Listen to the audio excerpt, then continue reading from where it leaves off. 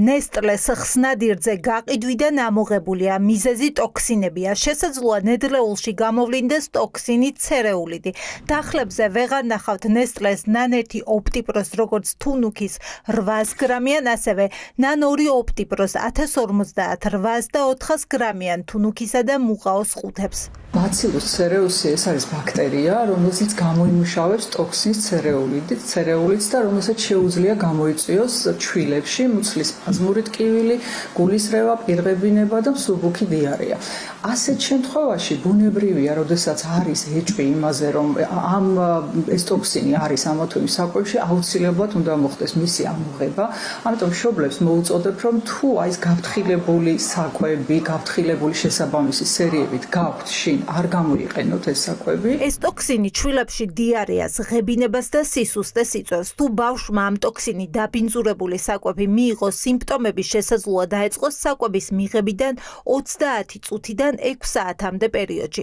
მშობლები სოციალურ ქსელში წერენ, რომ ეს სიმპტომები მათ შვილებს გამოუვლინდათ და პედიატრის რეკომენდაციით საკვები შეცვალეს. სახეზე ქონდა გამონაყარი, სიწითლე ქონდა, სილურჯე წაკრავდა სახეზე ბავშვს და ვერ აგიხსენებთ როგორც უდათ იყო რა, ნაჭამი არ ქონდა რომ გულს ირევდა. არანაირი ვირუსული, არანაირი სიმპტომები გაცებასთან არ ქონია ამ ბავშვს, ჩვეულებრივად კარგად იყო, უბრალოდ საკვები ვუყიდე იმის გამო რომ შევუცვალე და ცადე და მაინც არაფერი, მაგრამ ისევ ეგრე დამართა. საკვები შევუცვალეთ, ეხლა ვიღებთ ხელოვნურ დანამატ ვინის რძეს და ამ საკვებმა ჩვეულებრივად ყველაფერი აულაგა, კუჭ-ნაწლავიც მოუწესრიგა, აღარაფერი თუ რძის აუტანობა ქონდა, მაშინ ამ საკვებზეც უნდა დამართნოდა მსგავსი რაღაცა. პედიატრების თქმით, საგანგაშო არაფერია. მთავარია მშობლები ყურადღებით იყვნენ და სიმპტომების გამოვლენის შემთხვევაში ექიმს მიმართონ.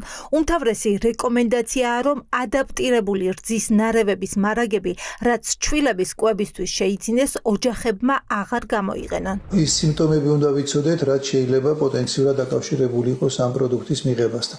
ეს ჩამონათვალი არ თუ ისე დიდია, შემოიფარგლება მხოლოდ ღებინებით, ნაზდავთა მოქმედების გახშირებით, მუცლის ტკივილით.